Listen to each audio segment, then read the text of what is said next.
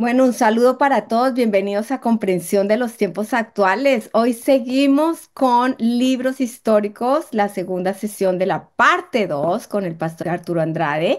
Y bueno, esperamos mucho porque el pastor Arturo siempre nos trae sorpresas, entonces hoy esperamos más sorpresas de la palabra de Dios y a través de libros históricos, pero antes de darle lugar, vamos a orar. Señor amado, gracias por este tiempo, gracias por el pastor Arturo, gracias por esta clase, gracias por tu palabra. Y yo te pido que toda palabra que sea hablada hoy sea haciendo una obra especial en nuestras vidas, que no solo sea conocimiento, sino que traiga transformación. Yo te lo pido y que traiga aplicación y acción en nuestras vidas. Te lo pido en el nombre de Jesús y te pido que bendigas al pastor Arturo.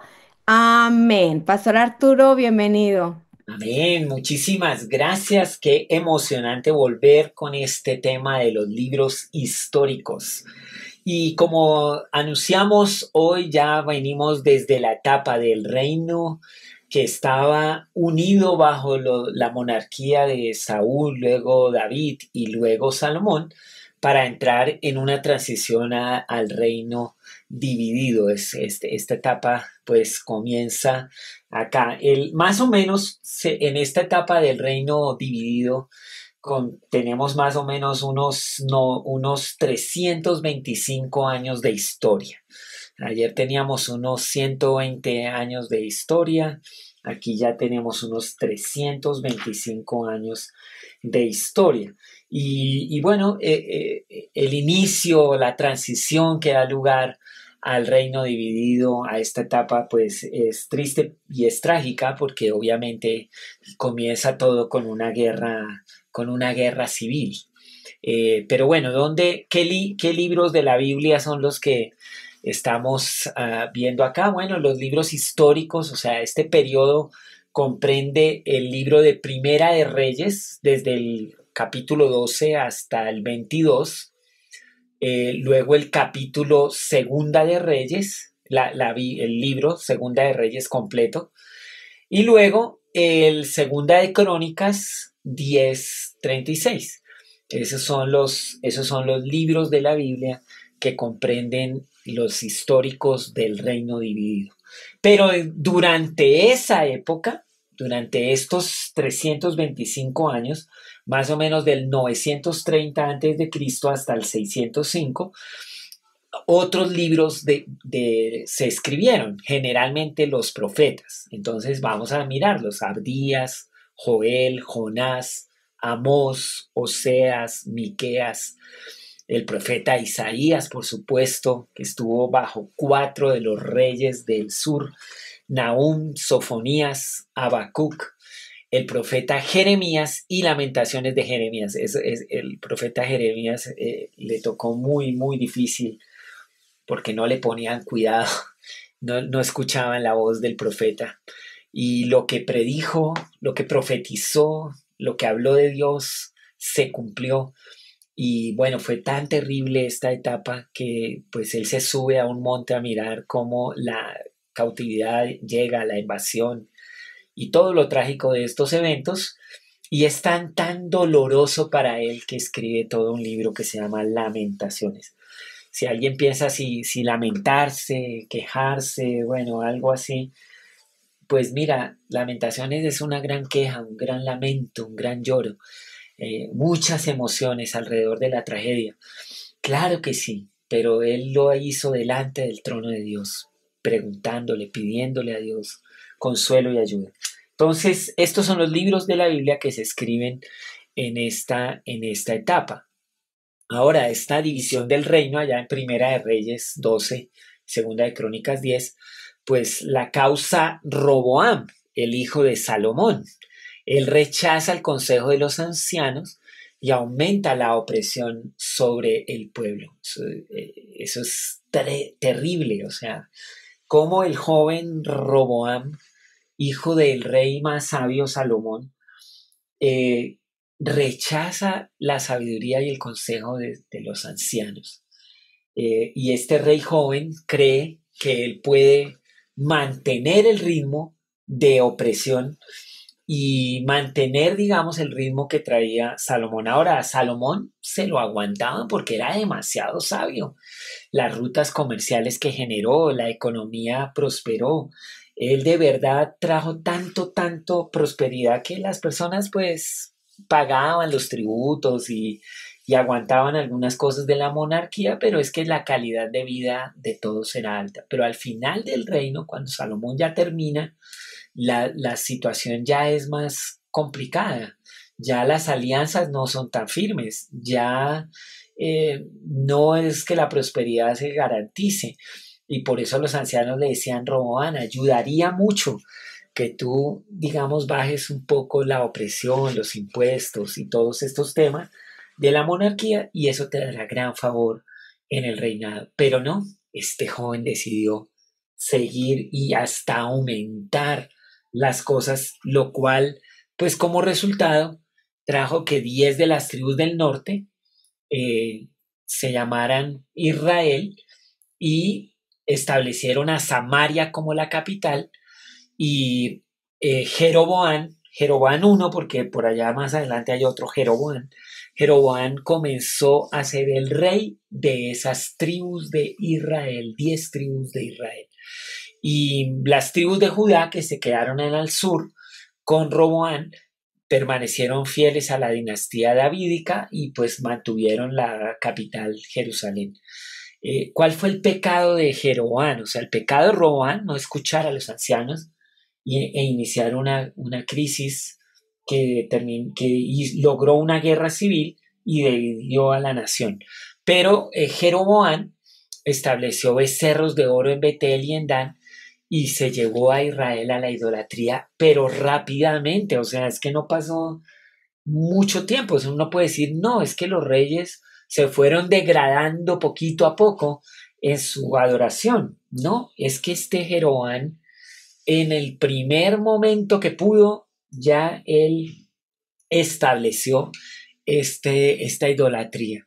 Entonces el reino se dividió, el reino empezó eh, a hacer una fractura tenaz. Bueno, tengo aquí esta foto que me gusta mucho para mostrarles por qué me gusta, pues se ve el reino dividido, el reino fracturado, mira, es un mapa roto. Muy interesante la manera como diagramaron esto. El reino del norte, la capital Samaria, el reino del sur, la capital Jerusalén. Ahora, por favor, el reino del norte también se llamó Israel. El reino del sur se llamó también Judá. Entonces tenemos Israel, capital Samaria, norte, Judá, sur, Jerusalén. Porque cuando lees las crónicas, los reyes, en estas historias, pues a veces va cambiando el escenario del escritor y no solo nos anuncia que mientras en el reino del norte estaba tal, en el reino del sur y empieza a hablar.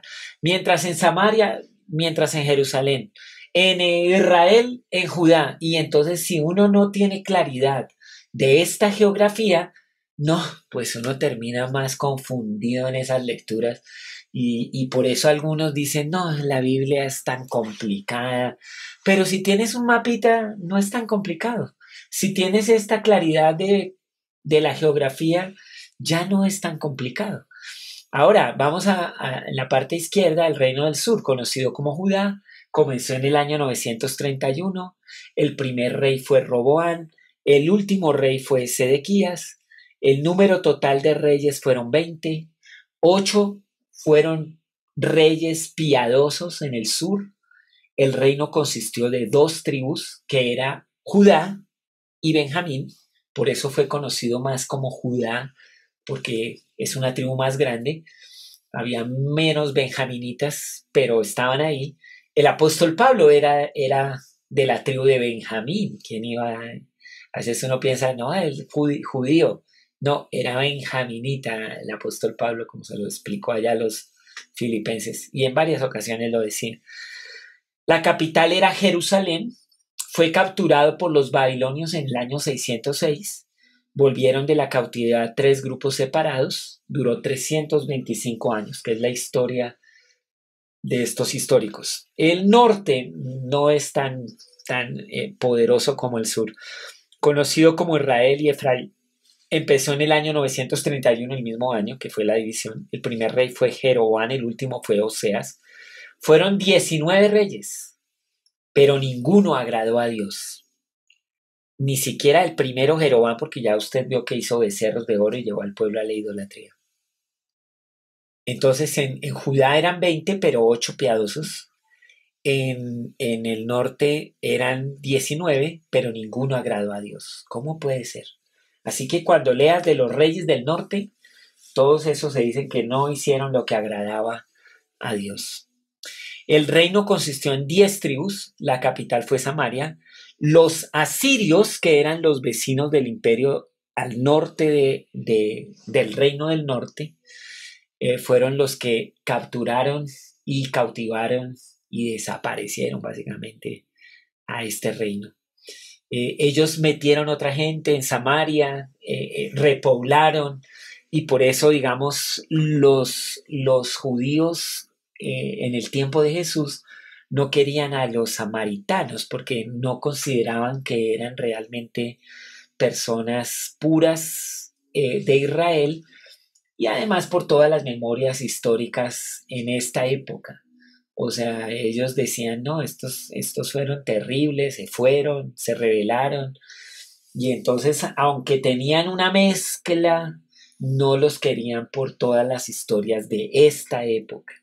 Y por eso, aunque está Jerusalén, Samaria y más arriba está Nazaret con judíos, con nuevamente gente judía en el primer siglo, los judíos preferían atravesarse el mar, pasar por el lado de Samaria y luego volver y atravesar el mar para llegar a Nazaret. Qué vuelta que se daban. No pasaban por Samaria por su convicción, racismo, bueno, todo eso que creían. Fue capturado por estos asirios, nunca volvieron de la cautividad.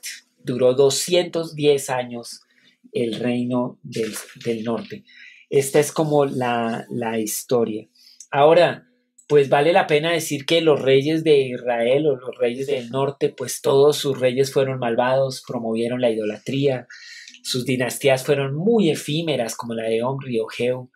En esta época y para estos reyes estuvieron profetas como Elías y Eliseo, que confrontaron la apostasía. Es interesante que hay una gran narrativa de las historias de Eliseo y de Elías, pero no tenemos libros de ellos. O sea, hay otros profetas que escribieron más poquito, dieron profecías más chiquitas, pero sus libros están ahí. Pero las profecías de Elías y Eliseo y sus historias, eso daba como para un libro así como el de Jeremías o el de Isaías. Sin embargo, no los israelitas, ahí donde tú ves cómo los israelitas no consideraron que deberían tener su libro, porque estuvieron más que todo profetizando y desarrollando su acción de llamado en el reino del norte. Y cayeron ante los asirios. Ahí fue. Y bueno, aquí toca poner los 19 nombres de los profetas del reino del norte. Aquí están. Pues usted puede mirar cómo se ven aquí: Jeroboam, Nadab, Baasa, Ela, Simri, Omri, Acab, Ocosías, Joram, Jehú, Joacás, Joás, Jeroboam II, Zacarías, Salum, Manahem, Pecaía, Peca y Oseas. Y algunos de estos nombres, cuando veamos los del sur, usted va a ver que son iguales. O sea, pero no es el mismo hombre, no es el mismo personaje, porque los del norte todos fueron malvados, los del sur 8 fueron buenos, pero algunos coinciden en el mismo nombre. Eran como nombres populares en el tiempo de Israel aquí y de Judá. Bueno, los reyes de Judá o los reyes del sur. Y bueno, más adelante vamos a hablar un poquito de los profetas Elías y Eliseo, pero los reyes de Judá. o los reyes del sur, Judá, el reino del sur, algunos reyes fieles a Dios. Por ejemplo, no se puede dejar de mencionar a Ezequías, es el rey como más prominente de Judá. Y obviamente pues fue muy interesante cómo vivió este Ezequías. Y Isaías era el profeta del sur. Interesante. Ezequías, profeta del sur. Y Isaías estuvo bajo 4 reyes. Ahorita los miramos, pero no solamente están las historias de Ezequías en el libro de Reyes y Crónicas, sino también en el libro de Isaías. Acaz y Manasés promovieron la idolatría y cayeron ante los babilonios en el año 586. Ahorita miramos un poco de estas profecías. Bueno, aquí antes de irnos a los reyes del... Bueno, vámonos a los reyes del sur de una vez, porque aquí está la lista. Aquí está Roboán, es el que comienza, hijo de Salomón. Y es muy, muy interesante porque, bueno, Roboán es hijo de Salomón, nieto de David, y digamos, toda esta descendencia tiene que ver con David y el pacto que le hizo Dios a David de que de su descendencia pues vendría siempre habría un rey hasta llegar a Jesús, ¿no? Entonces aquí están los reyes del sur. Algo para mostrar de algunos de estos reyes. Por ejemplo, cuando ves aquí Usías, Jotam, Acaz y Ezequías, el 10º rey hasta Ezequías, que sería el rey 14, estos reyes fueron los reyes en los que ocurre todo el libro de Isaías. Isaías comienza con el reinado de Usías y termina con el reinado de Ezequías. Usías, buen rey, pero a lo último su orgullo le ganó. Y Jotán, buen hijo, buen rey. Acaz, qué malvado ese Acaz. Y un padre terrible. Sin embargo, Ezequías, hijo de Acaz, un buen rey, uno de los mejores reyes de este. Entre la lista tenemos una que es Atalía.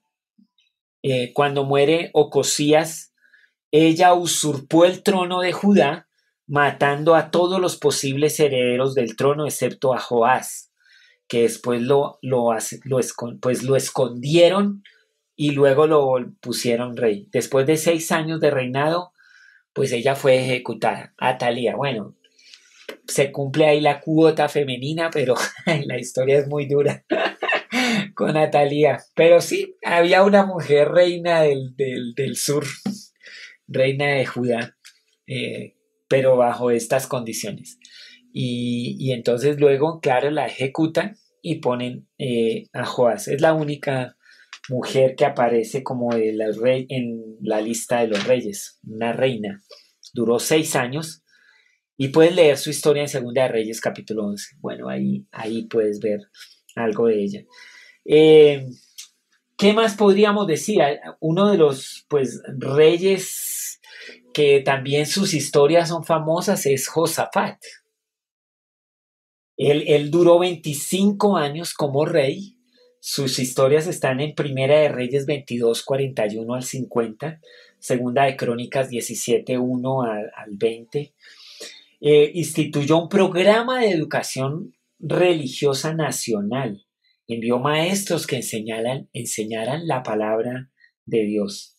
Tiempo después echó a perder su testimonio al asociarse con 3 reyes impíos del norte. Josafat ahí sí le fallaba un poco las alianzas, pero pues nombró líderes religiosos y civiles, y eso fue una decisión muy clave porque él separó un poco el tema del profeta, la iglesia, el sacerdote, con el tema del Estado, el gobierno, la monarquía.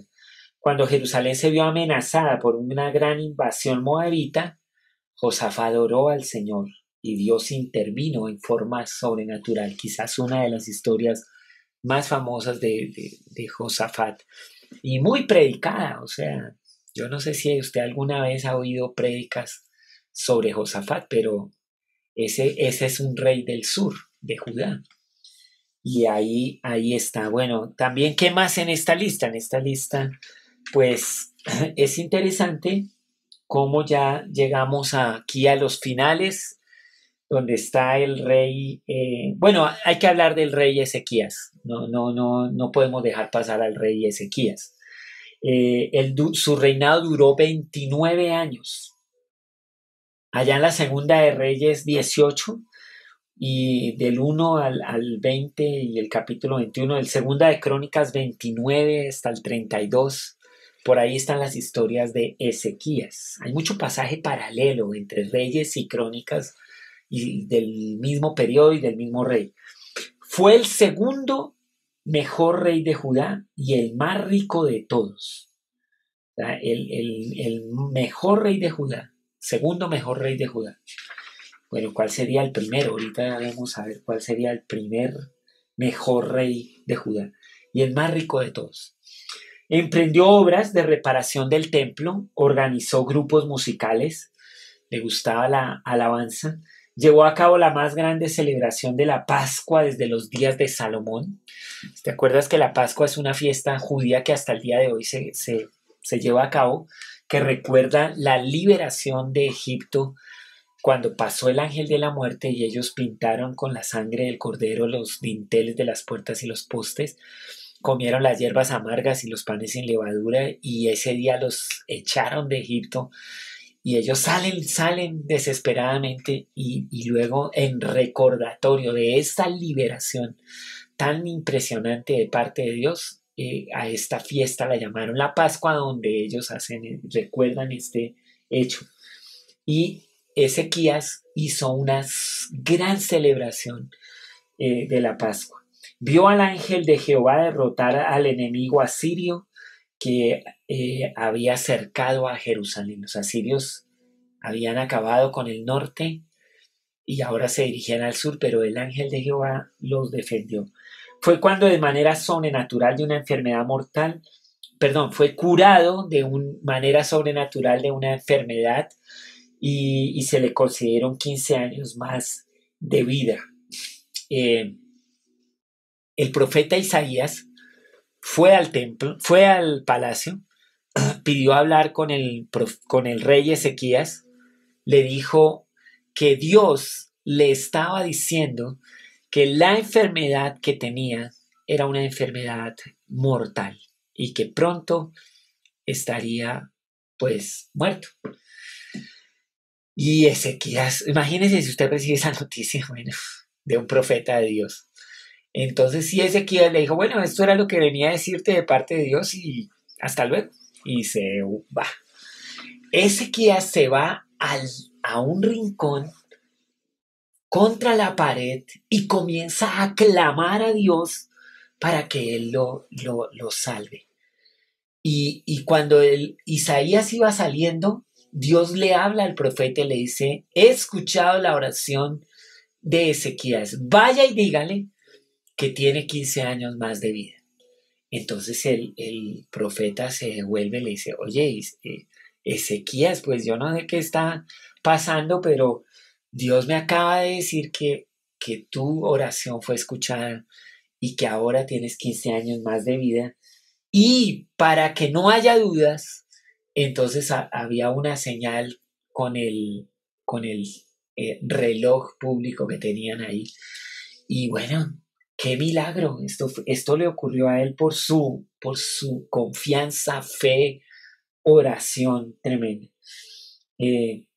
Añadió 15 salmos al canon del Antiguo Testamento. Y luego cuando vinieron los babilonios, que venían como a hacer una alianza para defenderse de los asirios, neciamente, en esos años extras de vida, los llevó al templo y les mostró todas las riquezas de Judá a esos embajadores babilonios que pues preguntaban cosas, pero eran como espías. Y Ezequías. Y bueno, cuando les muestra todo eso, el profeta Isaías llega otra vez, enviado por Dios, y le dice, Ezequías, tú has cometido una necedad. Estos babilonios a los que tú les mostraste los tesoros, serán los babilonios que vendrán a cautivar y a invadir a Judá. Pero esto ocurrirá después de que tú ya hayas muerto. Y el Ezequías, en cambio de volver a la pared y clamar a Dios por perdón, llega y dice, bueno, menos mal que mis ojos no verán tal desgracia. Le tocará a mis hijos. No, ¿cómo puede ser? No solo necio, sino bien corto de visión. Así que, y pasa mucho en el liderazgo. A veces a veces en el liderazgo, lo que ocurre es que uno piensa en su etapa de líder y resulta que no ve que hay más allá, que las decisiones que se toman hoy afectan generaciones de liderazgo más adelante. Hay que tener sabiduría y visión hacia el futuro. No, no, Ezequías falló miserablemente acá y no se arrepintió, no buscó a Dios, no pidió perdón, no le dijo al Señor, ten misericordia de mis hijos, sino, bueno, me iré a la tumba sin ver esta desgracia. Y pobrecitos mis hijos. Y ya, hasta ahí llegó.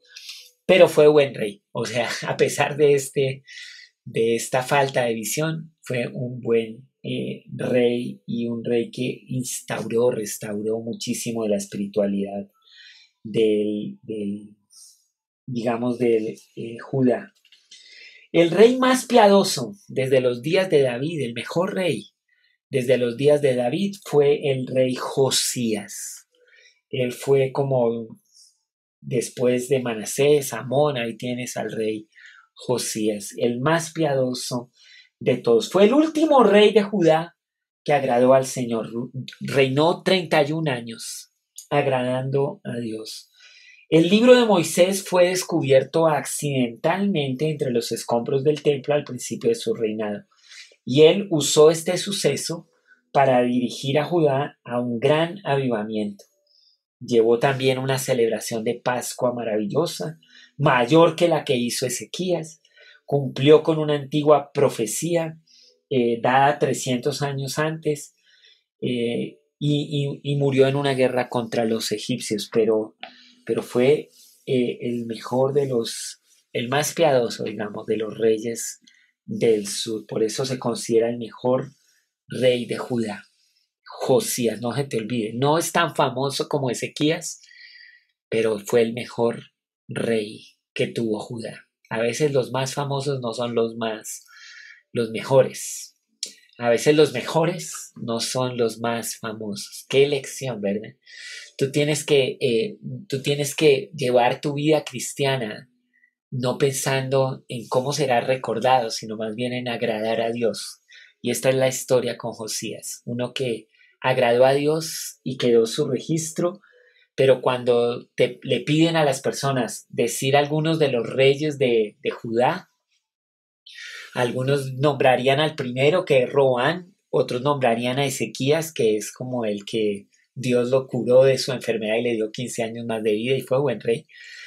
Algunos recordarían a Joacín, que fue cuando llegó Babilonia, pero Josías a veces pasa desapercibido y yo creo que debemos rescatarlo en estos libros históricos y por lo menos en estas sesiones decir Josías fue el rey más piadoso, el mejor rey que tuvo Judá. 31 años de reinado, rescató la Pascua, volvió el libro de Moisés, un libro importante, trajo un avivamiento, fue el último rey que agradó a Dios de los reyes del sur de Judá. Bueno, ya llega Joacim, eh, él fue elevado al trono por el faraón egipcio, porque pues el hermano mayor era Joacás, pero Nabucodonosor lo hizo más tarde vasallo suyo cuando los babilonios derrotaron a los egipcios. Y entonces este Joacim es cuando Babilonia llega en realidad aquí al sur. Jeremías había empezado ya su profecía, donde le decía al reino del sur que iban a ser cautivados, pero no lo querían escuchar, no querían escuchar a Jeremías. Y de los que no querían escuchar a Jeremías está este Joacim. Eh, Y la verdad es que él, imagínese, quema una copia de una parte de la palabra de Dios. Él experimenta la temible invasión babilónica por causa de todas estas necedades, terquedades, dureza, no escuchar al profeta. Y claro, él lo llevan con cadenas, atado hasta Babilonia. Ahí el Nabucodonosor pone a Joaquín, que era hijo de Joaquín, y además era un nieto de Josías, el rey que ya habíamos hablado, pero tampoco hizo lo bueno. Y aquí Ezequiel y Jeremías, que eran todavía profetas ahí en el sur, seguían denunciando la maldad y todos los pecados del rey, del reino, perdón, de Judá. Y bueno, Nabucodonosor viene otra vez y se lo llevan a Babilonia a este Joaquín y ahí ponen a Sedequías como rey. Y este Sedequías, que era el hijo más joven de Josías, mira, Josías, todos estos tienen que ver con Josías, sin nietos o hijos. Jeremías fue perseguido durante el reinado de Sedequías, o sea, Joacín se lo aguantaba, pero Sedequías persiguió a Jeremías. Se rebeló contra Babilonia haciendo una alianza con Egipto, cuando Jeremías decía que eso no iba a resultar bien. Y aquí Nabucodonosor lo cautivó, le sacó los ojos, se lo llevó a Babilonia con cadenas, y aquí ya la ciudad de Jerusalén y el templo fueron completamente destruidos por Nabucodonosor y los babilonios. Hay que decir que cuando Joacim era el rey y la primera invasión babilónica, ahí fue cuando se llevaron a Daniel y a sus 3 amigos, que también hacen parte de este tiempo. Daniel comienza su llamado y su ministerio cautivado en Babilonia. El profeta Daniel escribe su libro en Babilonia, en la primera ola de invasión de Nabucodonosor. Entonces Joaquín y Sedequías, todos tres hacen parte de las invasiones que traía Nabucodonosor. 11 años Joacim, 3 meses Joaquín, 11 años Sedequías. Y ahí, digamos, termina la historia de los reyes de Judá, básicamente, y en los libros históricos en el reino dividido, porque todavía nos falta, y eso lo veremos en la siguiente sesión, cuando retornan los del sur, retornan de la cautividad. Y entonces vuelven a levantar el templo y vuelven a levantar las ciudades. Pero eso será en la próxima sesión que tengamos de libros históricos en esta segunda parte que tenemos. Bueno, estamos aquí con 300 años de historia, 325 años de historia, entonces nos toca acelerar un poquito más. Bueno, de los reyes del norte es que uno realmente, como todos eran tan mala gente, el rey del norte, a ver si nos devolvemos unas dos antes para ver los reyes del norte. En esta lista hay uno que, mejor dicho, es el famoso del norte por malo. Y es más famosa la esposa de él. O sea, y hasta el día de hoy la iglesia cristiana todavía la nombra muchísimo a esta mujer. Ya va teniendo la idea de cuál es, ¿no? Es Acab.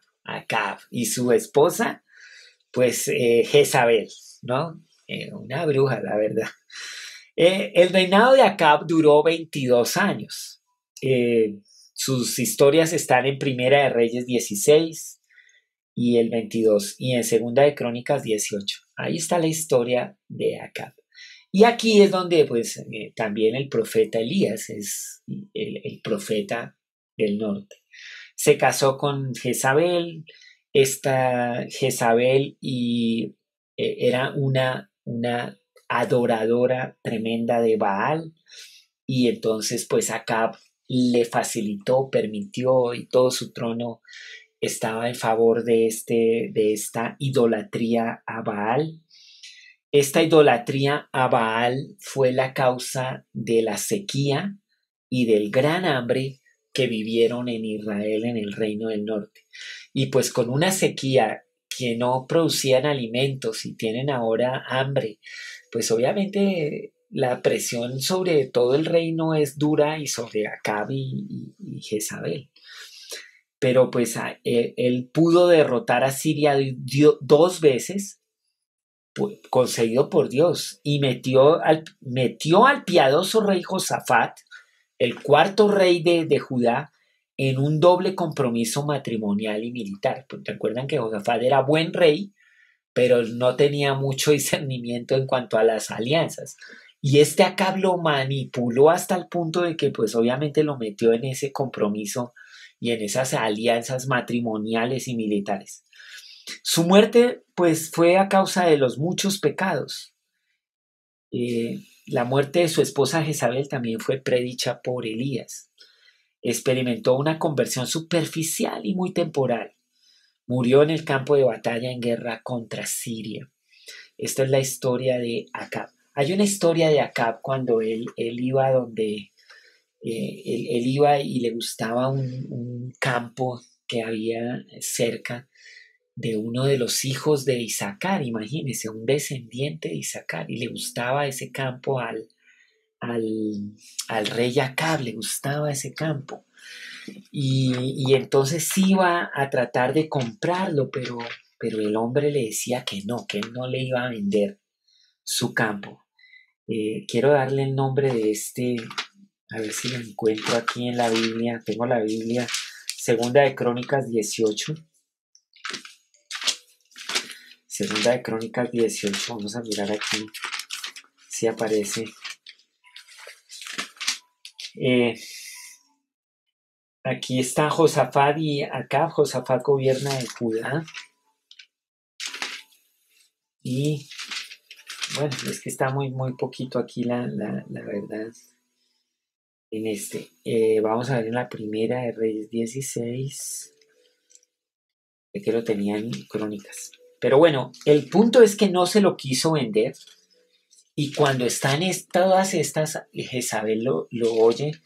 Dice, no, eso ahí es que matar a ese y tomar el campo. Oiga, y lo hace así. Es que era muy mala gente esta Jezabel. Pero es una historia triste. Pero lo que yo quería señalar es que, ¿por qué este hombre no quería vender su campo? Porque era la heredad, la única heredad que todavía quedaba de este tiempo de los hijos de Isaacar.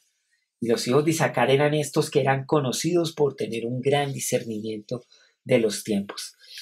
Ahora, bueno, yo creo que este es como el para mencionar de los reyes del norte, ya sus historias usted las puede ver, pero la verdad es que todos hicieron lo malo, no fueron como, no hubo algo así como que uno dijera, bueno, vamos a resaltar alguna cosa más, no tenían imagínate, este Zimri duró 7 días de rey. Cumplió la profecía matando a Baasa y a toda su familia. Fue cercado en su propia casa por soldados rebeldes y se suicidó. 7 días de rey. Y ahí aparecen como los reyes del norte, que hizo lo malo delante del Señor. Luego ya siguió hombre. Entonces, pues no hay mucho que decir de estos reyes del norte, la verdad.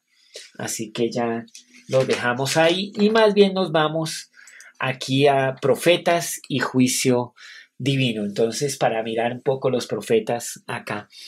Elías enfrenta a Acab y a Jezabel, tiene su gran victoria en el Monte Carmelo. Yo no creo que haya un cristiano que lee la Biblia que no haya oído la historia de Elías enfrentando a los profetas de Baal en el Monte Carmelo.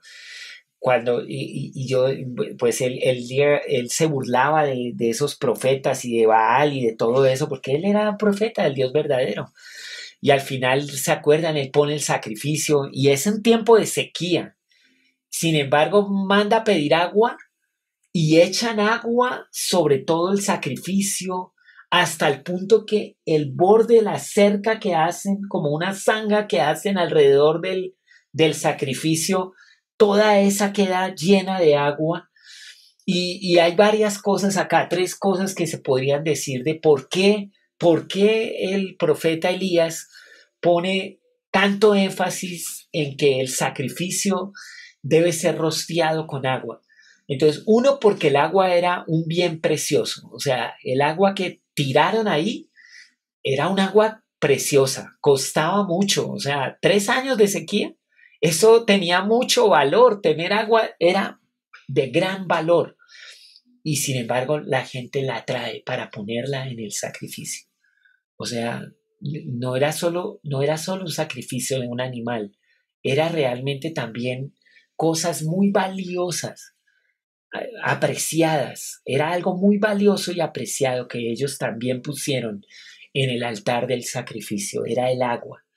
Y se imagina el profeta diciendo, traiga el agua, traiga su agua y echémosla acá. Eso era tremendo. Segundo, pues obviamente el asunto de que pues había una gran sequía.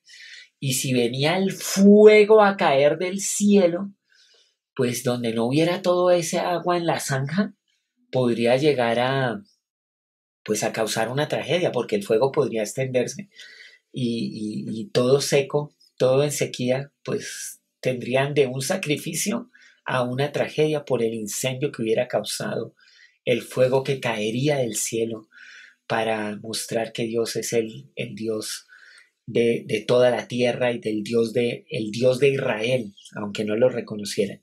Y lo tercero es que obviamente pues el agua y la protección alrededor también mostraban que esto no era un truco de magia, que esto no era que Elías pues ahí hizo una chispita y sacó el fuego de quién sabe dónde. O sea, porque esto está inundado.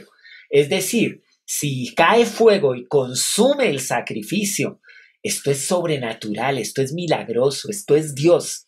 Y nadie podría dudar porque todos derramaron un agua valiosa, porque todos hicieron la zanja para ver la protección de Dios y porque todos serían testigos de que este fuego consumió el sacrificio y hasta el agua de la zanja fue consumida por el fuego. Entonces, es tres cosas importantes de por qué Elías pone tanto énfasis y empeño en que se rociara con agua hasta que la zanja tuviera suficiente agua y esto es parte importante de este milagro. Casi nadie habla de eso, casi todos hablan es de lo sobrenatural y de luego la matanza de Elías a los profetas de Baal y de que sí, todo el mundo en Israel dijo, wow, solo hay un Dios en Israel y es el Dios de Elías.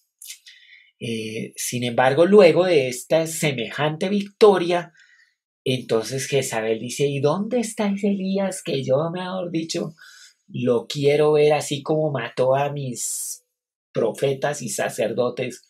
Yo le haré lo mismo. Y el Elías, en cambio de ir a enfrentarla con toda la poder sobrenatural que acababa de experimentar, salió corriendo a esconderse y a desear morirse. Bueno, no, yo esa parte también he oído tantas cosas. A mí no me gusta mucho juzgar a los personajes de la Biblia ni a nadie, la verdad. No deberíamos tener juicio sobre. Y a veces cuando uno oye, no, es que ese Elías era un deprimido, no sé, y lo juzgan.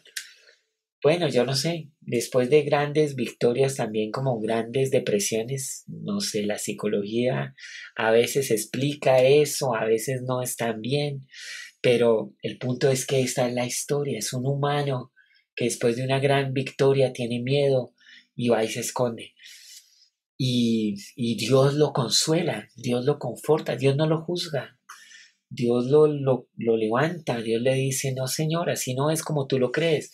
Es que lo que pasa es que en esos tiempos de como de desierto, de depresión, de temor, uno de los pensamientos mentirosos que más acompañan la vida de esto es que uno está solo en el mundo. Elías decía, Dios, solo he quedado yo y no hay nadie más que te ame y te adore como yo. Y bueno, Dios lo dejó que hablara, le dio comida, y después lo visita y le dice, ¿sabes qué, Elías? Hay 7.000 que no han doblado su rodilla ante ningún ídolo. ¿Y usted se cree el único? No, señor, usted no es el único que me adora, usted no es el único que me sirve. Qué lección. Y bueno, cuando ya Elías oyó que la verdad estaba creyéndose unas mentiras, termina nuevamente como enfocando su atención en lo que verdaderamente es, y luego vienen las profecías sobre Jezabel, y luego viene ya pues la terminación de este mal reinado. Así que ahí los tienes. Ahora, algo interesante con estos profetas. El profeta Elías, antes de que pasemos ahí, quedémonos ahí, Elías y Eliseo. Eliseo hizo muchos milagros y mucho ministerio profético como sucesor de Elías. En realidad, Eliseo ve a Elías y lo empieza a seguir, y Elías lo ve y le dice, oye, váyase a su casa, ya no me moleste, no me siga. Pero Eliseo lo seguía, es que Elías era como un profeta así solitario, es que ese era el asunto con Elías. Pero Eliseo lo sigue, entonces al final Elías cansado le dice, oye, Eliseo, ¿qué es lo que quieres? ¿Qué quieres para que me deje en paz? Y Eliseo le dice, ¿sabes qué quiero? Yo quiero una doble unción del llamado que tú tienes. Y Eliseo se queda mirándolo. Esa sí no se la esperaba, ¿no? Y viene la palabra de Dios sobre Elías y le dice, ¿sabes qué, Eliseo? Está bien. Si usted está conmigo cuando Dios me lleve, entonces lo que has pedido se te concederá. De un Elías que quería estar solo a un Elías que ahora se deja acompañar por Eliseo porque Dios se lo pide. Porque pues ahora Eliseo, mejor dicho, si antes lo seguía, ahora más, porque la profecía es que tiene que estar ahí cuando él parta. Y así fue.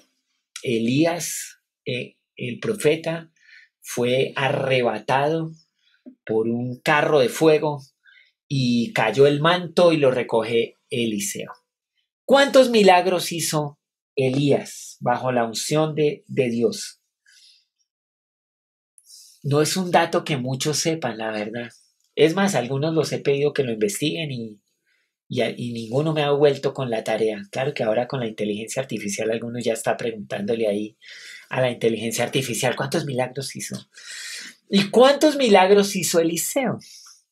Qué dato curioso. ¿Será que la doble unción tenía que ver con esto? Pues vamos a verlo. ¿Cuántos milagros hizo Elías? Antes de que la inteligencia artificial te lo diga, te lo voy a decir yo. Mira, siete principales milagros. Los voy a enumerar rápidamente. Sequía por 3 años y medio. Dijo que no iba a llover y no llovió. Multiplicación de la harina y el aceite de la viuda. Las provisiones no se agotaron. Esta es una historia también muy predicada y muy linda. Cuando la viuda del profeta viene y le dice que, pues que ella tiene una calamidad porque el profeta la dejó, fue endeudada y que se le iban a llevar a ella y al hijo de esclavos. Y el profeta le dice, bueno, ¿y qué tienes? ¿Qué tienes? Y ella dice, no, yo no tengo nada. Y él le dice, bueno, pues si no hay nada, no pasa nada. Porque todo multiplicado por cero da cero. Es una ley de la matemática. Hasta que ella dice, no, bueno, sí, tengo un poco de harina y de aceite. Y bueno, ahí entonces ya no se agotan las provisiones. Resucita al hijo de la viuda de Sarepta. En el monte Carmelo es cuando pide fuego del cielo. Ora para que vuelva la lluvia y la lluvia vuelve. Fuego del cielo. Esta es la historia que a los israelitas los tenía maravillados de Elías, que es cuando él pide fuego del cielo y 2 grupos de 50 soldados son consumidos. Y cuando llega el tercer capitán con sus soldados, le dice, mira, profeta, que perdóname, y se humilla y buenas maneras. Es interesante. Y entonces ahí Elías ya no pide fuego, sino lo acompaña, pero los primeros grupos murieron consumidos por el fuego del cielo que pidió Elías para que los soldados que mandaba el rey Ocosías no lo capturaran. Y los israelitas, ¿se acuerdan cuando están con Jesús los discípulos? Y le dicen, Señor, ¿por qué no pedimos fuego del cielo como lo hizo Elías para que consuma estos? Esa historia los tenía cautivados. Ese fue el sexto milagro que hizo Elías. Parte el río Jordán, o sea, atraviesa el río Jordán y él golpea el río con su manto y el río se abre y él pasa. Y luego es llevado al cielo. Pero además, pues, es alimentado por cuervos, pero no se considera como un milagro que él haya propiciado, sino como que Dios le manda alimento. Y el torbellino, este carro de fuego, esta historia, este evento, pues es llevado al cielo. No es como que él propició tampoco este milagro, pero es algo milagroso, es la verdad. Entonces podemos decir con toda seguridad que Elías desarrolló 7 milagros. Si Eliseo tenía una doble unción, ¿cuántos milagros crees que hizo Eliseo? Muy bien, yo sé que usted está diciendo el doble. ¿Y el doble de 7 cuánto es? Pues 14. Claro que sí, miramos aquí los milagros realizados por Eliseo. ¿Cuáles son estos 14 milagros? Vamos a recordarlos. Él, cuando se devuelve, vuelve y golpea con el manto de Elías el río Jordán y este vuelve y se abre. O sea, esto es muy interesante. Eliseo continúa donde Elías se quedó. Y esto es clave en el llamado. A veces uno se cree que el llamado de uno es para hacer todo desde ceros y empezar de nuevo. No, a veces uno sigue donde el otro quedó. El llamado es continuar la obra de Dios. Y Eliseo lo empezó así. Purificó las aguas amargas de Jericó, maldijo a los jóvenes burlones y osos atacan a 42 de estos jóvenes. Multiplica el aceite de una viuda. Este es Eliseo, de la viuda que quedó llena de deudas y nunca se acabó el aceite. Pudo pagar sus deudas, pudo pagar todo. Anuncia el nacimiento de un hijo a la tsunamita. Esta historia de la tsunamita también es una historia linda. Él siempre venía y la tsunamita pedía que él viniera a comer en su casa. Le presentaba hospitalidad y Eliseo pues iba y almorzaba, comía en la casa de la tsunamita. Y un día la tsunamita le dice a su esposo que le construyan una habitación al profeta y construyen una habitación muy linda para el profeta. ¿Qué es lo que te habla a ti de esta tsunamita que querer tener al profeta en su casa? Pues que ella entendía que la presencia de Dios acompañaba al profeta. Y ella quería que esta presencia de Dios viniera a su casa. Y su hospitalidad, los recursos que usó para esto, eran porque ella tenía un gran hambre de Dios, un gran hambre de la presencia de Dios. Deberíamos rescatar eso en nuestras vidas y tener un hambre de Dios, como tenía la tsunamita. Y luego entonces el profeta le dice, oye, ¿qué puedo hacer? Y ella decía, nada, no necesito nada. Solo quiero a Dios. ¡Qué elección! El siervo de Eliseo le dice, oye, ella ya lleva casada mucho tiempo y no han podido tener hijos. Entonces él ora y tienen un hijo. Y luego el hijo muere.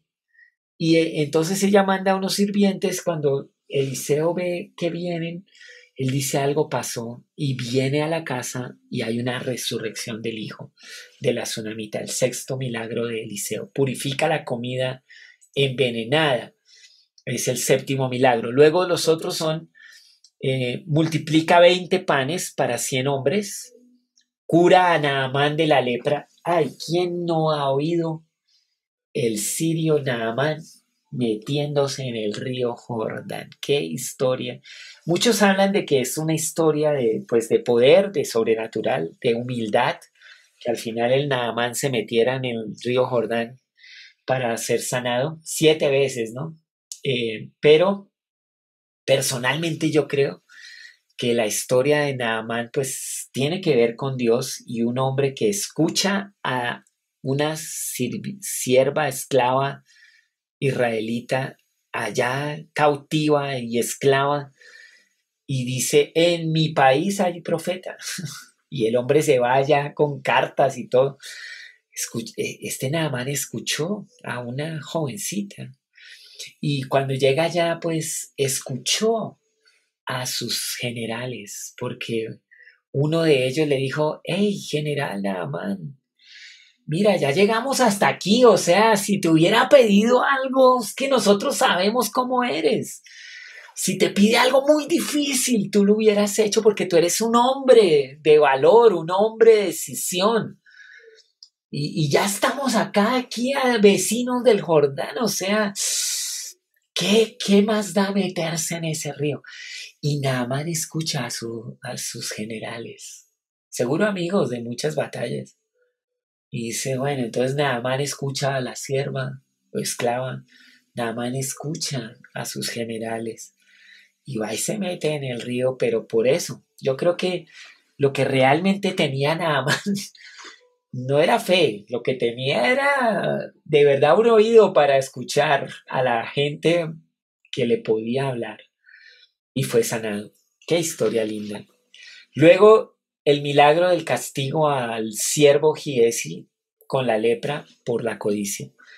Hace flotar un hacha en el río, revela los planes del rey de Siria al rey de Israel, que el rey de Siria pensaba que tenía espías, hasta que uno de ellos le dice, rey, no es ningún espía en esta sala. No, no, no, es un profeta en Israel. Y Dios le revela todo lo que pasa en secreto.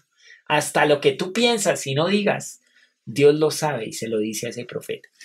Esa es la historia de la gran soberanía de Dios, que lo sabe todo, la omnisciencia de Dios lo sabe todo. Ora para que su siervo vea al ejército de ángeles, ciega al ejército sirio y luego los libera. Y bueno, esos son 14. Entonces, ¿cuántos hizo Elías? 7. ¿Cuántos hizo Eliseo? 14. ¿Qué tal? Doble unción. Y un milagro póstumo, pero se registra, pero no necesariamente es algo que Eliseo hizo. Pero cuando ponen a un muerto en la tumba de Eliseo, este revive al tocar los huesos del profeta. Entonces es como un milagro póstumo, pero no estaría en la lista de los 14 principales porque no es como algo que Eliseo realmente haya hecho. Así que si miramos, pues Elías fue un profeta de juicio, hubo sequía, fuego del cielo. Eliseo fue un profeta de misericordia, hubo sanidades, multiplicación con él. Dios confirmó su palabra a través de ambos, mostrando que Él es sobre toda falsa religión y que es sobre todo ídolo que pueda existir. Pero qué historias tan interesantes.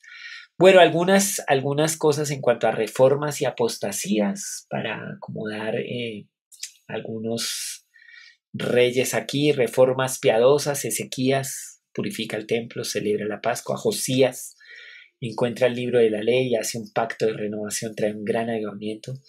Y como te digo, los dos reyes más piadosos y más buenos del sur. Apostasías graves, pues Manasés, una idolatría y un ocultismo. Se arrepiente al final, pero mete al pueblo en peligros grandes. Sedequías se rebela contra Babilonia, el último rey del sur, que hace que pues se destruya el templo, se destruya Jerusalén y ahora sí todos quedan en el exilio. Estos son como los 4 reyes que podríamos decir que se resaltan por eso. Un resumen al final. Bueno, ¿qué lecciones nos deja estos 325 años de historia? ¿Qué lecciones? Las consecuencias del pecado y la desobediencia. Mire, la división del reino fue resultado de la infidelidad de Salomón. Israel y Judá sufrieron destierro por abandonar el pacto. O sea, sí hay consecuencias del pecado, sí hay consecuencias de la desobediencia. y consecuencias trágicas. O sea, todo un reino dividido, todas unas naciones desterradas y esclavizadas por el pecado. Sí. ¿Qué crees que pasa con el pecado hoy también? O sea, es que Dios no ha cambiado. Su ley es la misma. El pecado trae consecuencias hasta el día de hoy. La importancia del liderazgo justo. Reyes malvados llevaron al pueblo a la idolatría. Jeroboam, Acab. Reyes piadosos trajeron avivamiento. Ezequías, Josías, como lo vimos ya. Entonces, el pecado y la desobediencia traen división y traen destierro, traen muerte, cautividad, esclavitud. Liderazgo justo, pues trae avivamiento, trae libertad, trae buenas cosas. Otras lecciones. La fidelidad de Dios a sus promesas. Pues aunque Israel fue infiel, Dios preservó la línea de David hasta el Mesías. O sea, eh, aunque en el exilio aún en el exilio hubo esperanza de restauración. Como Jeremías lo dice, 70 años de cautividad. El poder de la oración y el arrepentimiento. Mira, Ezequías oró y Dios lo libró de Asiria. Manasés, aunque malvado, se humilló y fue perdonado. Porque Dios es fiel, Dios es el mismo, Él no cambia. Y bueno, últimas lecciones. Ya con esto vamos como terminando nuestro tiempo acá. La necesidad de escuchar a los profetas. Mira, o sea, Dios sí les envió mensajeros, pero muchas veces los rechazaron. Qué triste historia. Ahora, hoy tenemos toda la Biblia, pero a veces no aceptamos su mensaje. Elías y Eliseo demostraron que Dios es soberano incluso en tiempos de apostasía.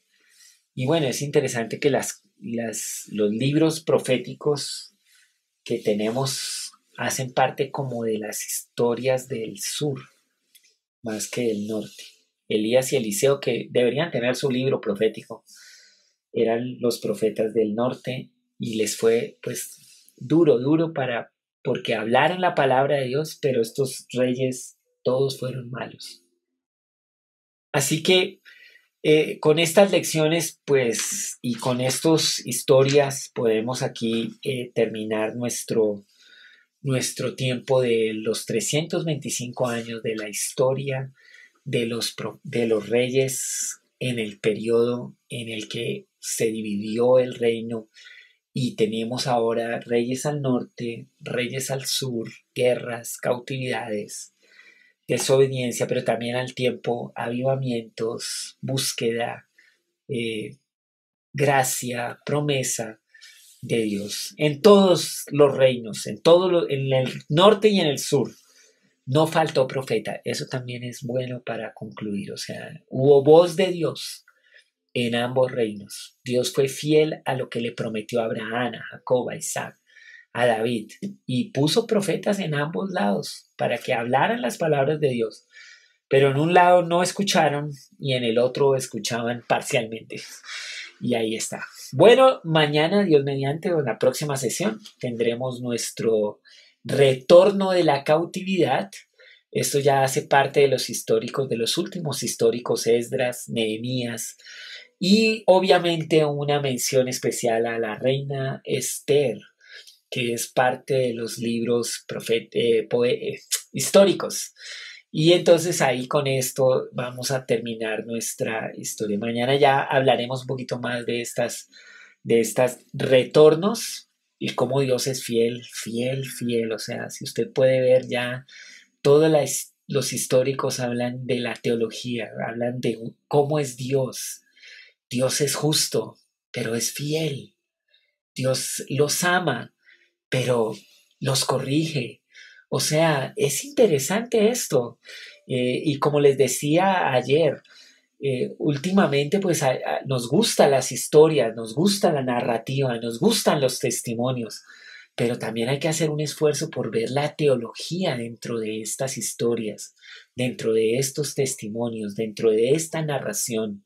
Y en los libros históricos hay una teología, se nos presenta quién es Dios verdaderamente. Y cuando escuchamos alguna prédica, alguna conferencia muy narrativa, muy testimonial, muy de experiencias, muy de testimonios, siempre tenemos que preguntarnos, ¿y cuál es la teología que está aquí? ¿Cuál es el Dios que se está presentando en estas historias? En los libros históricos, la teología está clara. Dios se presenta como es. Así que, y es, pues por eso es Biblia, por eso son libros inspirados por el Espíritu Santo. Bueno, con esto terminamos. Que Dios les bendiga. Nos vemos entonces en la próxima sesión. Pues Pastora. muchas gracias, muy bueno tu esquema para llegar a tanto tiempo, tantos reyes, tantos profetas, todo junto en tan poco tiempo y sobre todo ver la fidelidad de Dios. Me encanta la conclusión, la fidelidad de Dios, nunca faltó profeta, nunca faltó una voz. Y la verdad, eso sigue para hoy, ¿no? Dios nunca deja de hablar. A veces estamos sordos, creo, y nos endurecemos. Y la verdad, yo creo que me gustaría que termináramos con una oración, Pastor Arturo, de que el Señor hablando en nuestros corazones en este tiempo, porque yo creo que por muchas cosas, y tú y yo hemos hablado varias cosas en la vida, eh, perdemos esperanza, nos desanimamos y todo eso produce dureza. Y yo creo que necesitamos volver y necesitamos arrepentirnos y necesitamos seguir adelante, pues por eso estamos haciendo lo que estamos haciendo, ¿no? No, oremos, claro que sí, tienes toda la razón. En el reino del norte pensaron que cambiando de Dios les iba a ir mejor. Y no, lo que les fue peor. Y a veces uno piensa que es cambiando ciertas cosas que le va mejor. Vamos a orar.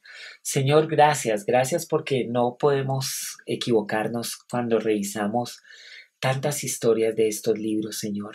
Ayúdanos a mantenernos fieles a ti y a tu promesa. Ayúdanos a escuchar tu voz que nunca falta. Ayúdanos a contemplarte, Dios Todopoderoso, soberano, fiel en cumplir sus promesas, justo en todos sus juicios, un Dios eterno, un gobernante sabio. Señor, ayúdanos a contemplarte y adorarte en esta manera.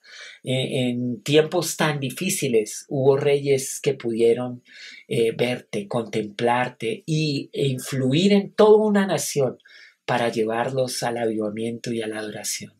Gracias también, Señor, porque nosotros tenemos tu palabra que nos alienta cada día.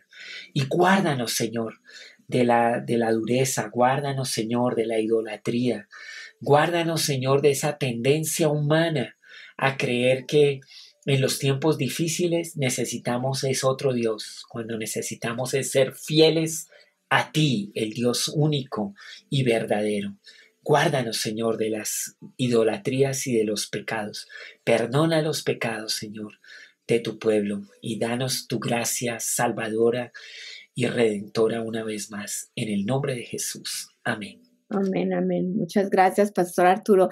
Esto que hacemos, si queda grabado, lo que usted puede hacer, esto es bendición, pues compártalo, póngale me gusta. Es una forma moderna de compartir la palabra. De pronto usted no lo predicaría, pero ya tenemos quien lo predicó, entonces compartamos esas predicaciones. Para eso están aquí, para compartirlas, para bendecirles a ustedes y para bendecir a otros. Entonces los animamos y también recuerden que Comprensión de los Tiempos es sin ánimo de lucro y funcionamos con donaciones. En la página web pueden ir y de sus corazones generosos pueden hacer sus donaciones. Entonces eso nos ayuda también a seguir y eso nos ha mantenido hasta ahora. Dios ha sido fiel y Dios seguirá siendo fiel. Entonces que el Señor les bendiga a todos. Gracias, Pastor Arturo. Muchas bendiciones.